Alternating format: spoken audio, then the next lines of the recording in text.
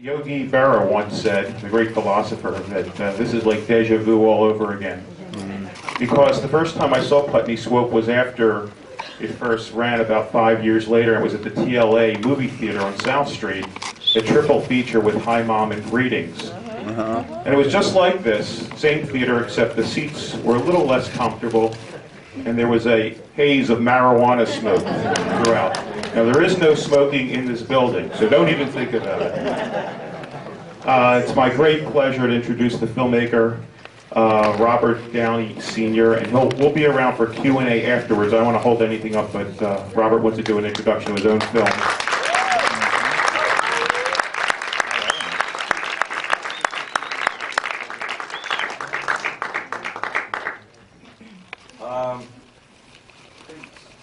I hadn't seen this film for 38 years. 2 months ago I saw it. And as I was watching it, I was thinking, oh, I'd like to trim that, and trim this, tighten it up, et cetera, et cetera. But when it was all done, I realized we had a good time making it, and I'll tell you some stuff about it later. I'll see you in about 82 minutes.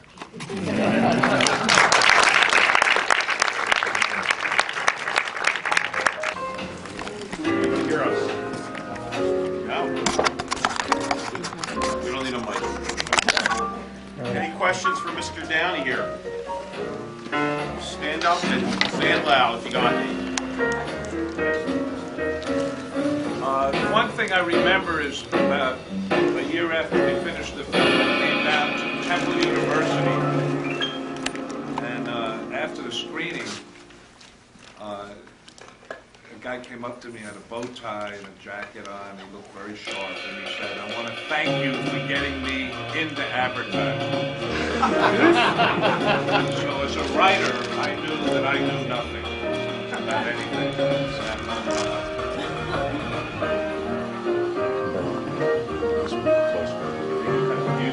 Somebody has a question. Yeah. Were you ever associated with the advertising business? I was like a research and development guy at a place that made commercials, and we made kind of short films and tried experimental things. And the film really evolved out of, there was a black guy who worked with me in this department. There were only 3 of us, and he's the one who came in and said, you know, we do the same job, and you get paid more than I do. And so I said, well, let's go see the boss. And we went in to see the boss, and that's the scene that's in the movie, backwards. So working at that place was very helpful to me to be able to see inside this world. It's not very deep, but at least I got the facts. And my brother-in-law snuck me, he worked at an ad agency, he snuck me into a meeting and said I was from South America and couldn't speak English. And I was in there for about 2 hours, and it was all about that beer in the beginning. That was the dialogue. I mean, that's what I heard there. And just had to exaggerate it a little. And as I said earlier, having not seen this film for 38 years on a big screen, maybe 37, when I saw it up in New York, the lines and moments that were funny back then didn't seem that way now, but the stuff that was kind of straight setups were getting laughs at this screening. So again, I don't know anything. You know, and maybe that's good. Yeah. Else? Which of the advertisements was your favorite to shoot? Like, what was the most fun? You know, as I think back on it, we just had a good time. And we shot in people's offices at night when they went home. But I think it was the Face-Off commercial, because she's the mother of the Plimpton actress, Martha Plimpton. That's her mom. And they were both in Hair. And a friend of mine directed Hair on Broadway, and I just said, how about those two? And he said, yeah, you got them. And they came out and learned this, and they were just a lot of fun. And they were buddies. And that was fun to shoot. Yeah. Ronnie Dyson? That's right. Wow. Ron Dyson. Yeah, he's dead now. Yeah. Yeah. If you were to remake this movie today, what differences, how would you make it different? Should I mention it, Max? There's talk of doing it, and it's Eddie Murphy's favorite movie. But about a year ago, I spoke to him on the phone. I had never known him or whatever, and he knows this film better than I will ever know it. And he said, you know, I have Putney parties. And I said, how come you never invited me? And he was sweet about it. And he really would like to do it, but they're trying to do it as a big Hollywood, you know, in color, etc. All I know is if we ever get going on it and get a script, I would ask him to direct it, and he can direct himself or somebody else, if it's his favorite movie. That would be fun. But I really don't want to make it again. Let him do it. It's not my favorite movie, I'll tell you that. I find it so relevant to today and the things that we're looking at now. I've heard that nothing much has changed, and even it's worse. I say it's work. It is? I'm Yeah, okay. How old are you? 32. You weren't, it was 6 years before you were born. So, well, you know, as I look at it now and think back, all I can think, you know, and that's the second time I've seen it, and all I can think of is the night we shot it and what was going on. And I'll tell you two things that are kind of amusing. When the white guys were at that agency, the black guys were underneath that table. We weren't allowed out of that room. Okay? So all you heard in between takes was, come on, man, move this. Let's go. And then when they were at the table, the white guys couldn't leave. They had to get underneath the table. So it was outrageous. I mean, that was, people were just dying laughing. And, you know, it was all, shut up so we could do this, you know. And that was one. And one night, the guy in the white suit, he went up and said, are you ready to die to the Arab? That guy, Vince, revealed to me that he had some girls out on the street and he had to leave for an hour. He was, you know, he had girls in his stable, and some of the guys on the crew said, can you get me one? You know, that kind of stuff. So those memories come back now about when we shot it, much more than the film itself. How long did it take you to shoot? I'm sorry. Oh, not much. I think about 4 or 5 weeks. And we, I should also tell you something else. You probably, or some of you know this, but I had an actor who was brilliant to play Putney. His name was L. Errol J. I saw him in an off-Broadway play. He was one of the best actors I'd ever seen. I asked him to do it. He said, yeah, but you got to do a union. I said, we can barely do it the way we're going to do it. He said, I can't jeopardize my SAG thing. So then I ran into this guy, and I said, he looks interesting. He said, what a look on with the beard, and I never thought of it. So we started shooting. This guy couldn't remember one line that I wrote. He just couldn't. And every night he'd come in and say, I have it tonight. And I thought, oh, God, how are we going to change? I couldn't change. So the cameraman one day said, come over here. And I looked in, and he said, you can put anything you want in his mouth with that beard. Don't worry about it. He doesn't have to learn anything. I thought, what a beautiful moment this is. So then he would say, I got it. I said, you do whatever you can. And of course, we got into the editing, and the editor said, you don't want him to come in. We were in California. You got to do the voice. So that's where I came up with the voice.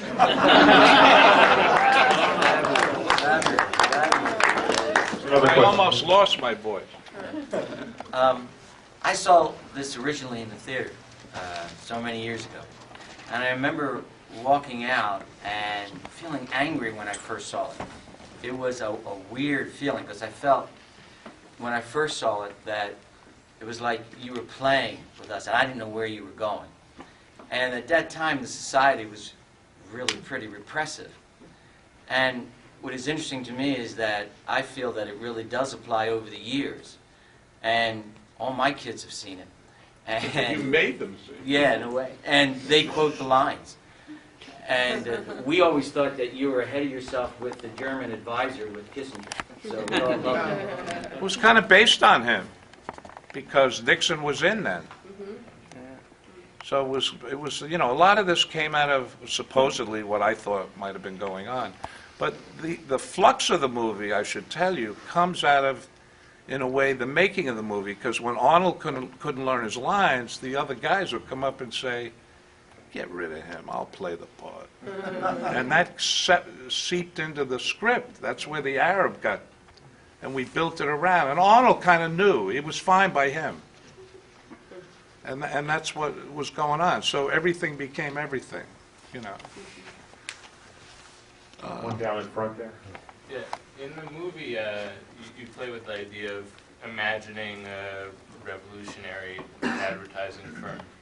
Do you personally, as a filmmaker, think about yourself as possibly a revolutionary filmmaker? Do you think about what ways in which I live my life are revolutionary like that?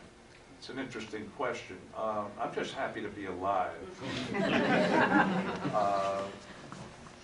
Some of the films I made way back then, as some of Max's films, he's responsible for Walkabout. We just did the documentary here, Rittenhouse Square, and Clockwork Orange, and other stuff he's done, now seem more easy to understand than they were then. Some of mine too, and in fact, Ray, who runs his festival, wanted to show Pound, which is about 18 dogs in a dog pound waiting to be adopted, and they have an hour to be adopted or they're put to sleep, which the studio I turned it into, when I took it in, the head of the studio said, "I thought this was going to be animated," so I knew I was in trouble.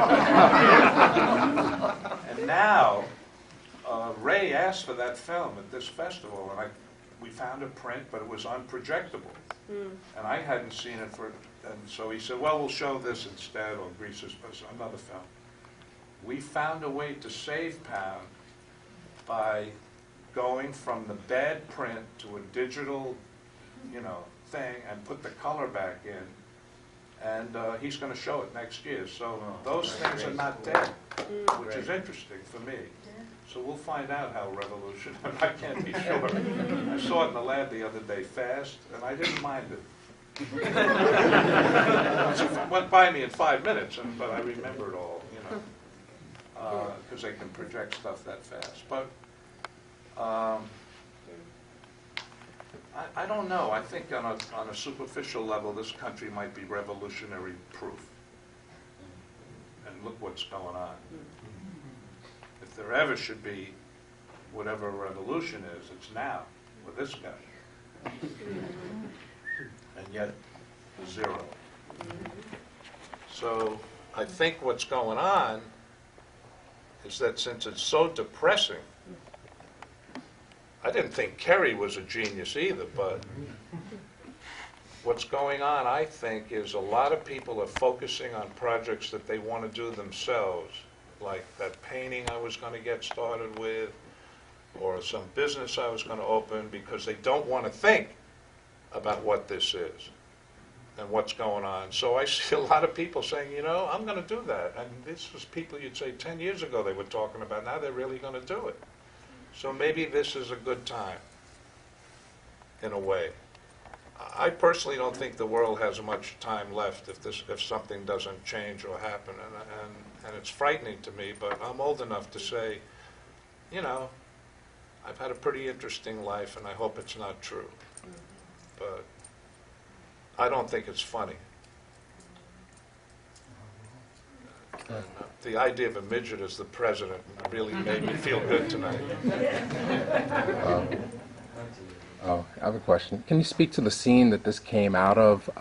Was it hard to raise funds for your films back in the 60s? Well, it's always hard. In fact, I sent it to Max, who I didn't know, and he sent it back, and he had a suggestion or two in it, and he said, "I'm busy now, I like it," and then we eventually met, and the thing that he wrote in the script, I remember, we did it.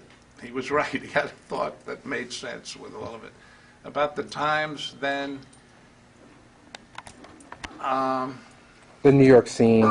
all I know about from any LA of it film. is that because of the war in Vietnam, and because people got out there and were angry about it, it seemed that we were empowered with, all of us, with the possibility, but, and I'm not saying this because you're black, but the turning point for me came when Muhammad Ali said, "I ain't going." Well, because even if you didn't like him as a fighter, you said, wait a minute, if this guy, a fighter, is not going to go fight, maybe it makes sense because it's so ridiculous. And he gave up his championship. And from that moment on, a lot of people who were kind of like couldn't figure it out began to figure it out, and that led towards. And I think also, and Max, I hate to repeat myself, Merle, but you've heard this. When the Kennedys got killed, and Malcolm X and Martin Luther King, I think that's when young boys and girls said, I don't want to believe in anything that will get me into politics and get me killed. And that's why you have very little choice now with who you see running for this or running for that. And that's sad. But I think, you know, inadvertently, that's what happened.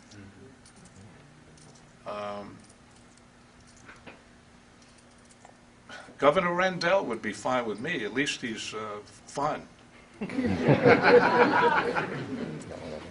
Yeah. Up there? What were some of the films you were watching at the time that you made this, or that influenced? I don't know about that, but the films that we were all watching were Battle of Algiers and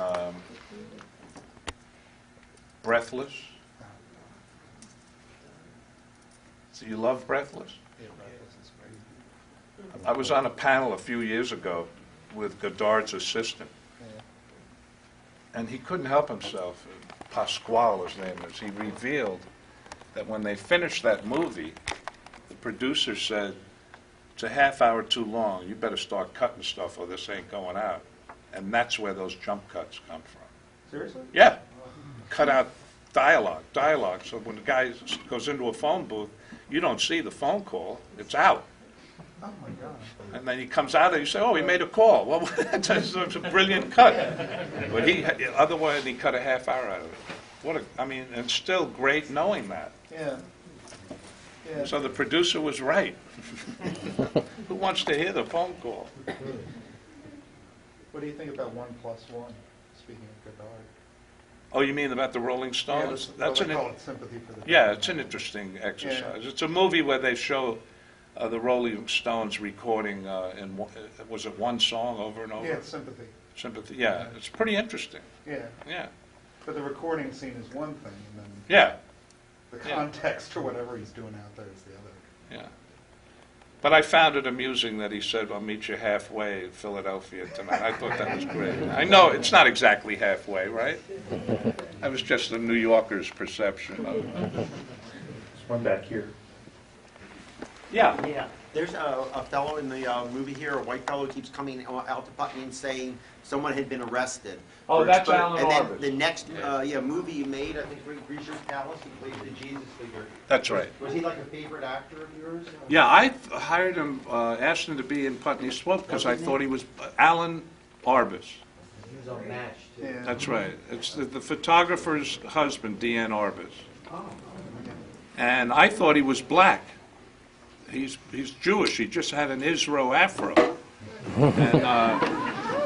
And his wife killed herself while we were making Greaser's Palace. And now they're making a movie about her in New York with my kid in it and Nicole Kidman and kind of semi-fictional. But he's a wonderful actor. And in Greaser's Palace, that was all his creation, the walk, the style, the whole thing. We just left him alone. Wearing a space helmet like you guys? No, that's an agent. Yeah, who talks to him, the agent Morris, yeah. It's fun to talk about this stuff. One up front there. Yeah. I was just wondering what you think about Paul Thomas Anderson, particularly in Boogie Nights, where he makes some pretty clear references to Putney Swope, and I've heard it's like his favorite movie. Well, he's a great guy, and when I first met him, he wasn't making films, he was a writer. And I read his script, it was Hard Eight, which is a great movie, which he made first. And he saw this movie that Max and I just did, and there's a girl in it who's quite attractive, and he said, where is she? I said, she's in Philadelphia. He says, I'm going down there and marry her. I don't care what her situation is. So he's pretty wild. He grew up next door to a house where they shot porno films. So as a little kid, he'd just climb up his little ladder and look in. That's where it all comes from. That's all real stuff. Semi-real. But he's a lovely guy.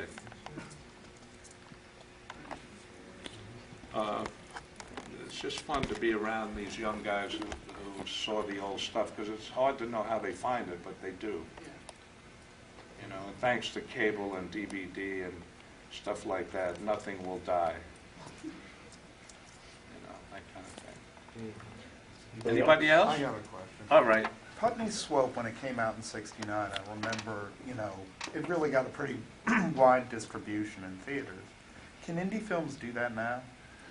Well, nobody Something wanted like that that. film except one guy who owned theaters in New York. That was not coming out. That was on the shelf. Right. Nobody wanted it. Right. And he took it, and one day he said to me, he was a wild guy. He said something like, I don't understand your movie, but I like it. And that made me feel so good. So good, because then I didn't have to worry about discussing it. Because people in his office said, we don't know what this is. He would It say... scared people. Huh? I remember that movie scared people. Yeah. God. There were like articles about that. I mean, I was too young to go see it when it came out, but I remember reading about it. The money you asked earlier was, the budget was $250,000, no unions, shooting, people would be leaving work and we'd be waiting in the hallways till they were all gone to go into their offices, and we had to be out at, 6:30 in the morning and stuff like that. Right. So it was fun. It was fun to do it. Like a real underground. The midgets were tough because there were 5 of them in a family. They're brother and sister, those two. And they came to the audition, and the manager of the little people said, you pick the 2 you want and don't feel bad about it. Whoever you don't pick is fine. And I didn't know they were brother and sister when I picked them, so I didn't find out till the night we shot, and it made it more fun. And for them too, knowing I knew. Right, right. Max is kidding around with me. He'll say things like, would you care to join us? He says it to me for no reason sometimes. Anyway, the film Rittenhouse Square tomorrow has another showing at the Prince at 5 o'clock. I really feel good about this one. And if you're around, I hope some of you can make it. And are there any more questions? Yeah. I almost hate to bring this up because you said a lot of the old stuff will never die, but this might be one you wish would die. What attracted you to doing the Gong Show movie? A friend of mine wanted me to write and direct it, and I told him, Chuck, I said, you don't need a writer. You just have, he had all sorts of footage backstage of real stuff. I said, let's organize that footage and make like a Battle of Algiers documentary. Why write anything? He said, because I'm afraid of that. Because there was some revealing stuff, you know? So I said, okay, and he paid me a lot of money to write the script, and it was horrible, and I was a drug addict then, and he said, maybe I better direct this. I said, yeah, I wish you would. And then when he showed it to me, I said, that's pretty good for the first time out. And he said, we should have fucking done the document. He was so pissed off at himself and whatever, and we talk about it all the time, because it was all there. I mean, I looked at every Gong show, there were hundreds, and I looked at thousands of feet of just a roving camera backstage, and it was fabulous. So I was attracted because he's a friend, and there was money, and he's still a friend. In fact, Then what did you think of Confessions of a Dangerous Mind? I liked it. I thought it was interesting. He still won't answer me. Every time I say, were you in the CIA, he won't answer me. But Was he, Robert? Maybe you can answer it. I don't know. I don't know. I hope so.